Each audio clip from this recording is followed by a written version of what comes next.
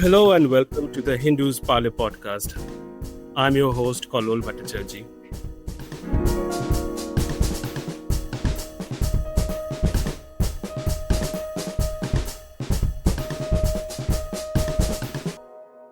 Prime Minister Narendra Modi visited China earlier this month and held talks with President Xi Jinping of China on the sidelines of the SCO summit. Both sides agreed on a number of issues like trade through Himalayan passes and air connectivity.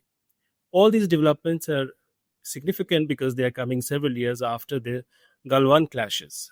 But is it okay to go ahead with normalization of ties with China as the border issue remains unresolved? This is the topic that we will discuss today. To discuss this, today we are joined by Ambassador Vivek Kachchu, veteran diplomat, who has served in multiple locations, including in Afghanistan, and Antara Ghoshal, who is a senior fellow with the Observer Research Foundation. My first question is to Ambassador Kachchu. Ambassador Kachchu, as my question, as my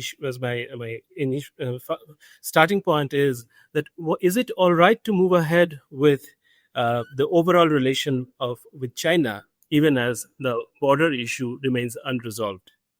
Kalol, if memory serves me right, we took a decision in 1988 during Rajiv Gandhi's visit, Rajiv Gandhi as Prime Minister, during his visit to China, that even while we will resolve the border issue, we will allow the normalization of ties in other sectors.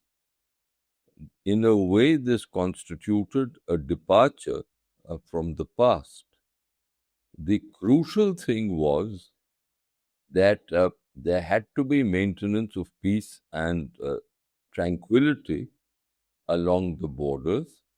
And there was, of course, India's desire that the border issue should be resolved. China, at the same time, was reluctant to do so. In the 1990s, both countries entered into arrangements for the maintenance of peace and tranquility, and realities were worked out for this purpose. The Galwan incident, which was part of the Chinese aggressive approach in the summer of 2020, upset this entire arrangement that was there. Now, it doesn't mean that there weren't previous incidents which constituted a serious setback to this process, but they were pale in comparison to what happened in 2020.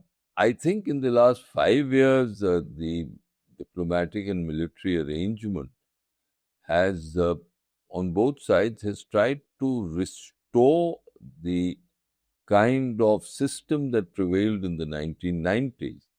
So when you say that should the border issue hold us back, I think we had moved from there in 1988 and in the 1990s itself, because one last point, I think the Chinese always say, and they said it if you see the readout of the Indian readout of the Modi-Xi Jinping meeting at the SCO margins and the Chinese readout, there's a distinct difference between the salience of the border, which both sides ascribe. So that is where it stands. Antara, if I could ask you, as both sides are going to start air connectivity and there will be greater people-to-people contact, where is the border dispute right now? And what should India do regarding it so that the peace and tranquility on the border remains intact and the rest of the relationship can move ahead? Thank you, Kalol. It's a great honor for me to be on your show. Just to give a brief background to the work I do, I study China's internal discourse. I generally study Chinese media, think tank publications, scholarly work to assess the mood of the nation and its impact on Chinese policy making. And based on my study of Chinese literature, my understanding is that it is not a either or situation. um, if we look back, and it is also not this Tianjin summit and also the overall positive turn in China-India ties, it is not really a sudden development or a knee-jerk reaction to the current turmoil in international politics or the recent dip in India-US ties. If you look carefully, India China relations have been showing signs of improvement since early last year. And both sides have been sending some positive signals towards each other. And as I gather from Chinese sources, the border patrol agreement has been the key icebreaker in bilateral ties. As we know, that since Galwan clash of 2020, India has been consistently demanding that the Chinese army withdraw to the position before April 2020 and restore India's patrol rights in the disputed areas. From that perspective, for India, restoration of the patrolling points, even in Demchok and Depsang, has been somewhat of a diplomatic victory, and many of Indian strategists of high repute have also acknowledged this fact. However, what is important, what I see, is that the Chinese side feels that they have not really suffered anything or any loss in this agreement, because the agreement is actually a border patrol agreement and has nothing to do with sovereignty demarcation. The agreement actually means that 2 years after achieving disengagement in four places with non patrol buffer zones, now two more places, as demanded by the Indian side, are being disengaged in the form of cross patrolled buffer zone. That is the Chinese understanding that I read. Um, uh, Meanwhile, the issue of border sovereignty has been handed over to the meeting mechanism of special representatives on border issues, which has also been restarted after a gap of 5 years. So it is happening simultaneously, and it is this reshaping of rules of engagement at the border that has formed the basis of progress in bilateral negotiations. So, you may also remember that recently, when our defense minister visited Beijing, he stressed about having a permanent solution of border demarcation. So I think both of it is moving simultaneously. We know that our position, or this government's position, has been that there can't be business as usual when there is bloodshed at the border, and the Chinese position has been that border should be kept separate from the rest of the relationship. I think there is still, both sides are holding on to their position, but there have been some flexibility, some room for maneuver between two sides, and that's why we are seeing this positive turn in bilateral ties. Interesting. Ambassador Kaju, I want to ask you what the lessons of Galwan clashes are for India, especially when we look at it from the point of view of the lingering problem of unresolved border with China. Suppose tomorrow we go ahead with normalizing ties with China, with the rest of the relations with China, and the border again flares up. What are the possibilities that the border flare up may again disrupt the normal relation that we may have in the near future? I think that there are a couple of points here. To answer your question first, of course, they will disrupt relations, and they'll disrupt them badly. In the Indian strategic community, China now looms very large. It always loomed large, but I think for historical reasons, Pakistan was occupied a principal place. But today, I do believe, despite Operation Sindoor and Chinese and Pakistani terror, despite China's consistent support for Pakistan, I think there is a realization that China is India's main threat and will continue to be so. Now, there are new formulations which say that India and China can be partners and not rivals. My understanding is clear. I'm not an expert like the lady on the panel, but uh, the understanding I have is that China is aspiring for primacy in the world. It believes India is no longer anywhere close to it in power terms. That India is just another South Asian country it has to deal with. If you see Wang Yi's remarks after his meeting with Ishaq Dar, that makes it clear. After all, what was Wang Yi asked by a Chinese journalist? That the Chinese journalist mentioned that uh, you've been to 3 countries and Pakistan is your final stop. And in response, Wang Yi began by saying, yes, it is the final stop and the most important stop. Now, that speaks volumes. So, there has been a shift in the Indian appreciation of China. That's point one. Point two, we cannot overlook the enormous infrastructure development, especially in the military area of the Tibetan Plateau.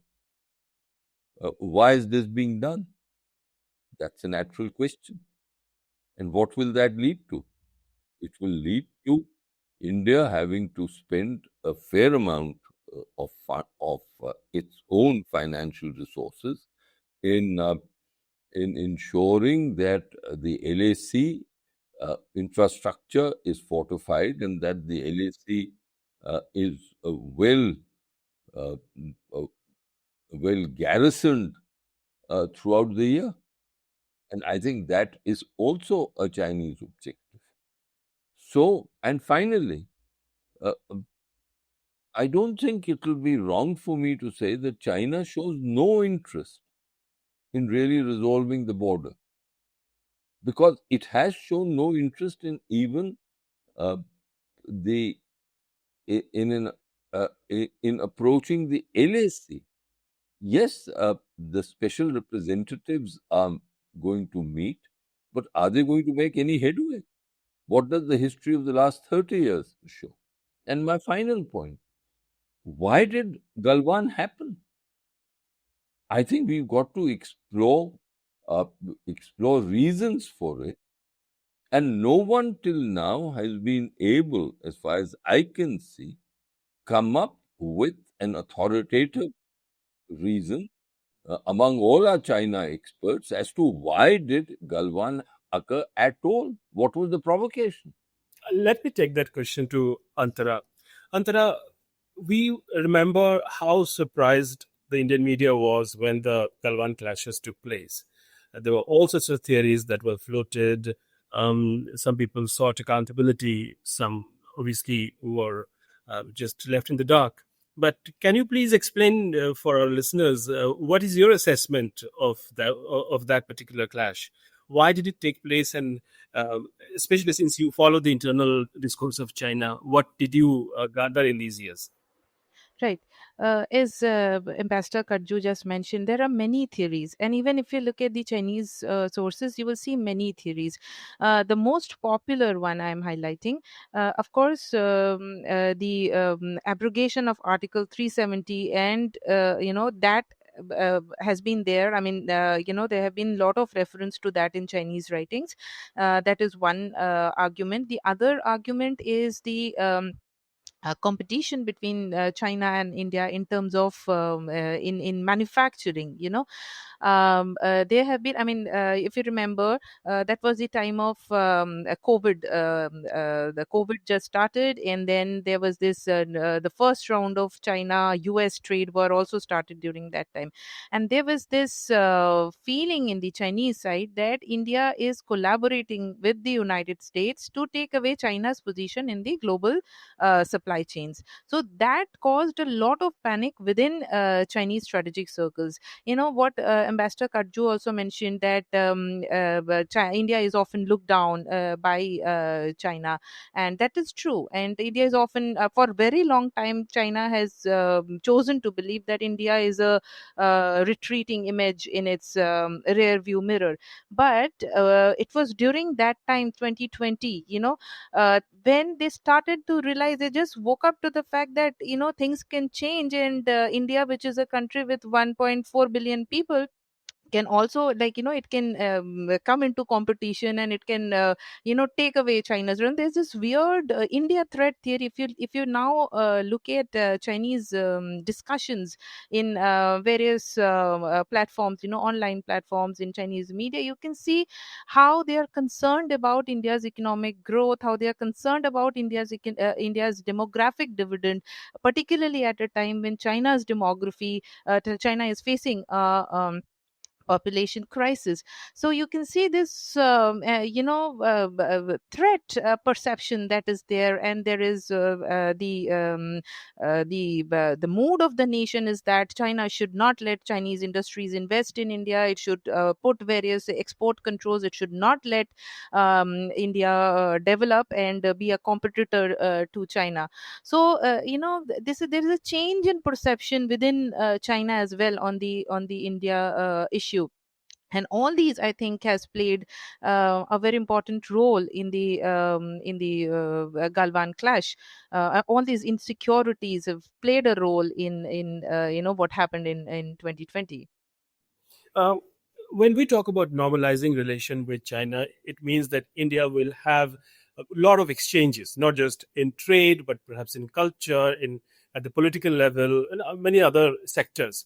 Now, what happens here is that while we are talking about having this normal relation with China, China is also reaching out to countries like Bangladesh, and recently they held a trilateral in Kunming, featuring Bangladesh and Pakistan. Now, are these two tracks? On the one hand, China-India normal relation, and on the other hand, China's drive to gather more and more friends in India's vicinity. Are these two tracks going to be in harmony with each other, Ambassador Kaju? Of course not. I think from all that I've heard Antara say, I've reached the conclusion that China believes that India, if not now, in later years, can be a rival and that it must be put down. That does not lead me to believe that it is seriously interested in normalization of ties. It's such an approach is an approach towards a rival. And the way China is moving in South Asia establishes that too. Earlier, they went into bilateral ties. Now there are trilateral mechanisms. There's an Afghanistan, Pakistan, China mechanism. And you rightly mentioned that they are trying for a Bangladesh, Pakistan, China mechanism. Soon, I think they would really want a mechanism involving all South Asian countries, including us. They will know that we might not take part in it. So what would that mean? That they create a mechanism without India, and they get all the other South Asian countries in. That is the approach of a strategic rival. So let's not mince words.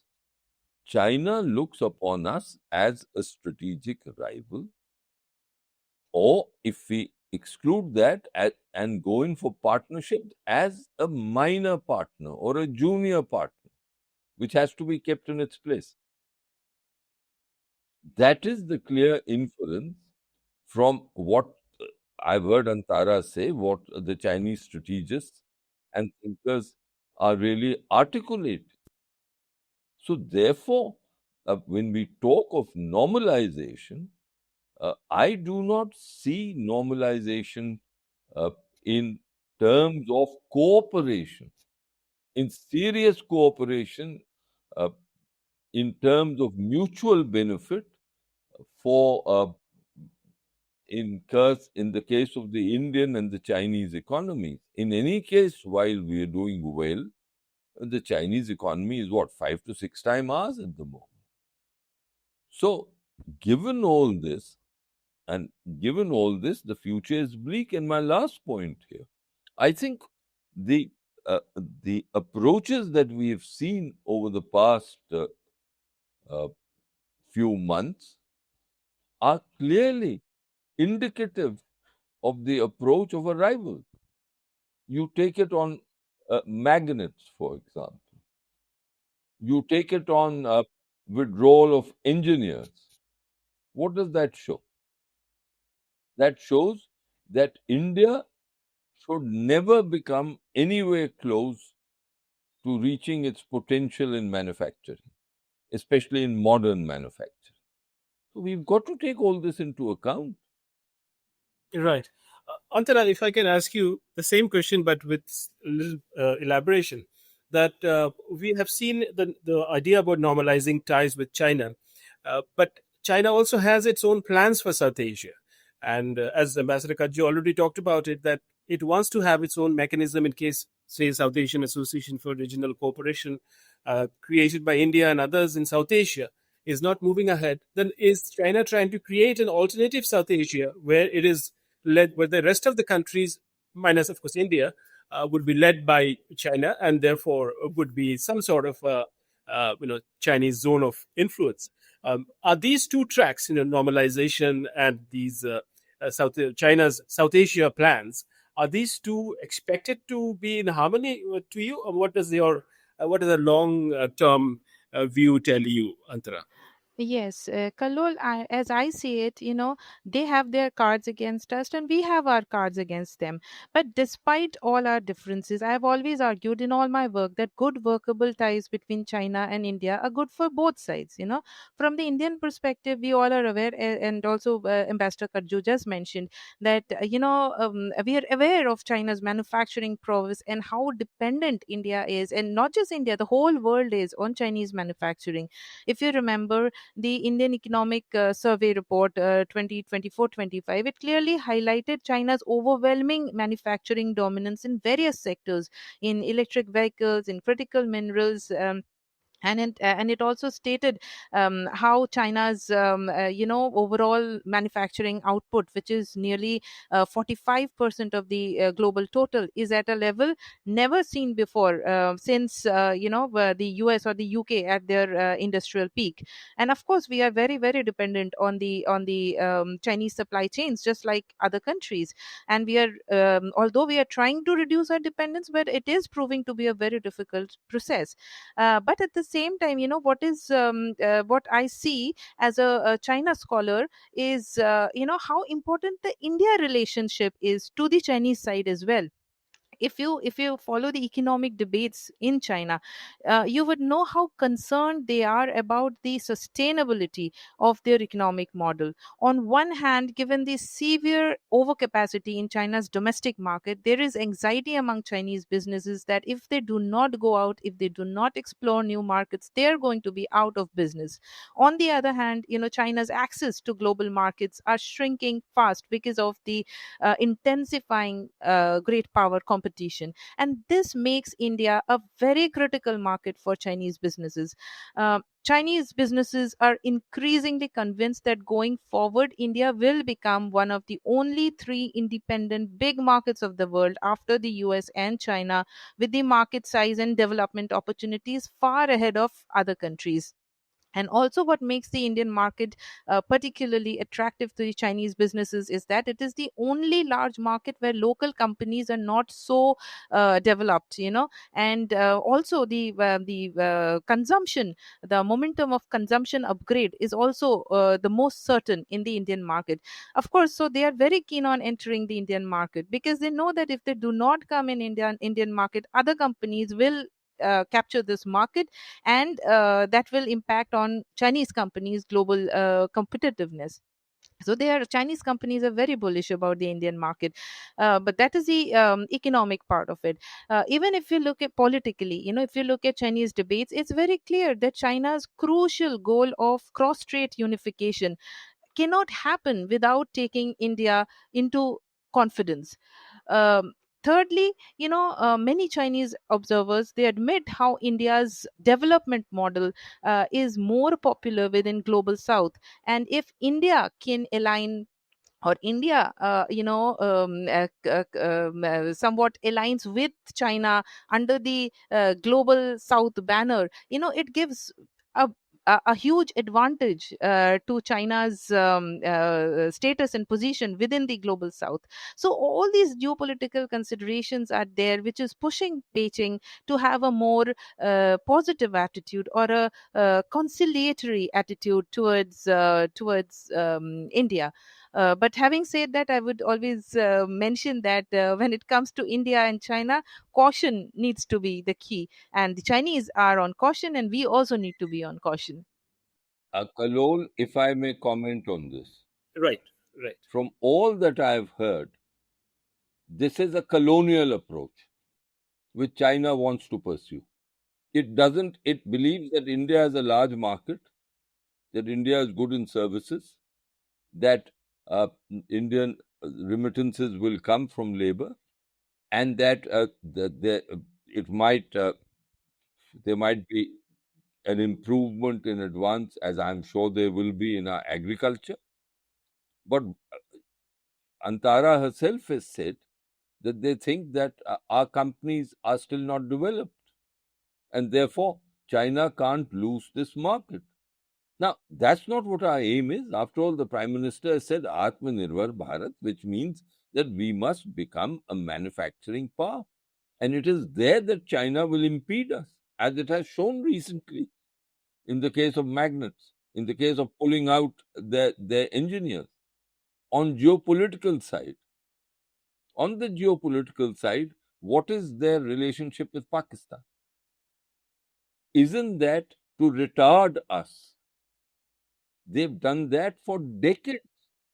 I don't see that ending. Pakistan is essentially a client state. Its utility uh, for China ultimately is to hold India back. And that China-Pakistan nexus is only growing. Let's not kid ourselves here. Let's be clear-headed. And as far as the global South is concerned, I will only mention this. Yes, India's model is attractive, but the Chinese are using the power of money.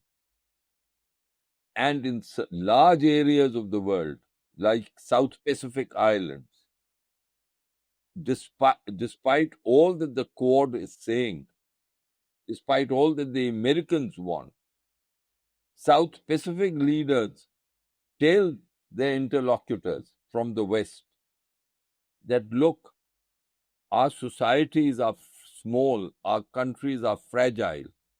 The Chinese come with bags of money, and I cannot deprive. And I'm paraphrasing this. What they say, that they can't deprive their people of the advantages of Chinese funds. I've served in Fiji in 30 years ago. My friends from Fiji tell me that Chinese penetration of Fiji now is enormous.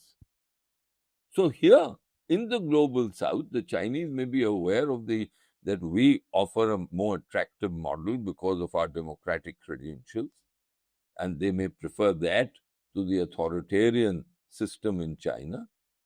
But again, money counts. That is why I'm most concerned about China. And of course, there will be quote unquote normalization. But let's never forget that there are limits to this normalization.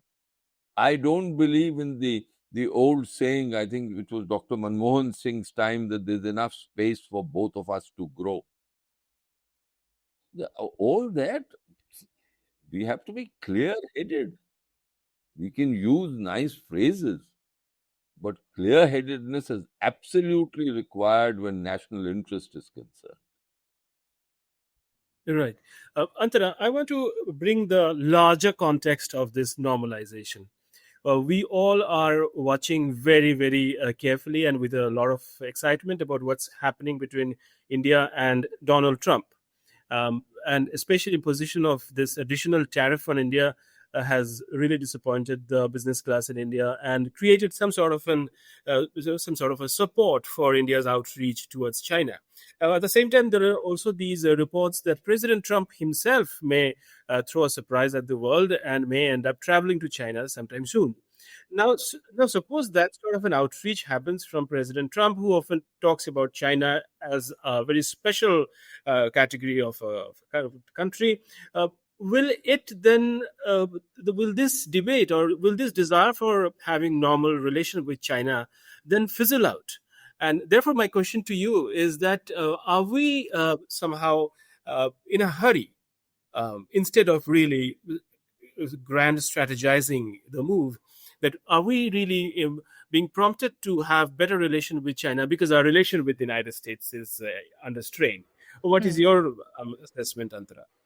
See, as I mentioned in my earlier intervention as well, I think the normalization effort that we are seeing, it is not really a knee jerk reaction or to what is happening in the present situation or the recent dip in China in India US relations. The efforts were being made, if you remember, since last year when our relation with the United States was pretty good, right?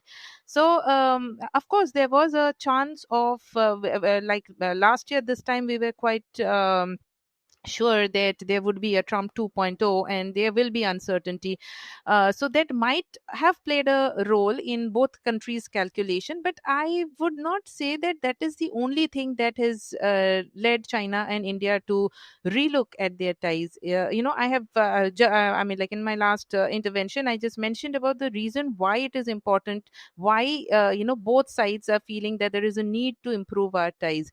But at the same time, yes, the Trump factor is there, and there have been reports. I have also studied it in Chinese literature as well about President Trump visiting China, a new trade deal. But all these things have happened last time as well in President Trump's first presidency. There have been a trade deal between China and the United States, but that didn't stop the US from starting another round of trade war, right? So I mean, nothing can be uh, predicted as of now. Everything is in flux, everything is dependent, every deal is dependent on the other. So everybody is trying to hedge against the other. So US is negotiating with India, with other countries, with China is negotiating with other countries, with India. So everybody is negotiating with the other, and every deal is dependent on how the other deal is the other negotiations are going on. So it is quite in flux and very difficult to predict how things will evolve from here. Mm. My last question to both of you, and thank you so much for sparing your valuable time. What I want to ask is, we are talking about having a relation with China, a normal relation with China, barely 3-4 months after this, big clash that we had with Pakistan. Though Pakistan is a hostile country, but when we had interactions with armed forces chiefs, they said that they believe that China was helping Pakistan, and there have been multiple comments thereafter where we have seen that finger was pointed at at China, that China was helping Pakistan during the Operation Sindoor. Now, the question is there sufficient trust? And I'm bringing in Operation Sindoor, though it is not really part of the border issue, but overall trust factors, and Ambassador Kaju has spoken about it. I would start with Ambassador Kaju. Ambassador Kaju, 2 minutes from you on this matter. The shadow of Operation Sindoor and China's support to Pakistan in this context. And as we move ahead, a word of caution.